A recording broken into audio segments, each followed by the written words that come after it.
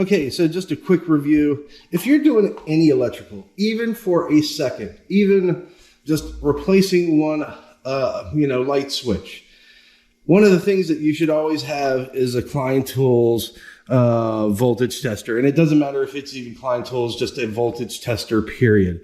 This one I like because it goes from 50 volts up to 1,000 volts. With the sensitivity range. It's really simple. You just press this down, turn it on. This is made to actually stick into an outlet.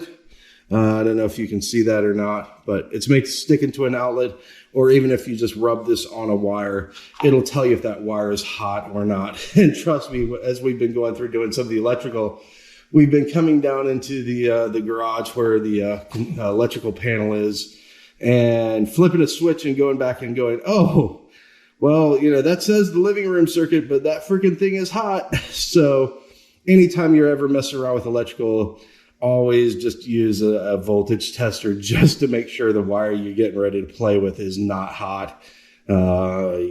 It's imperative. This is one of those tools that everybody should have if you're ever thinking about starting to play around with electrical, because even 110, 120 is no joke. My brother, he got smacked by 220 one time. He was not happy. Luckily, he was fine.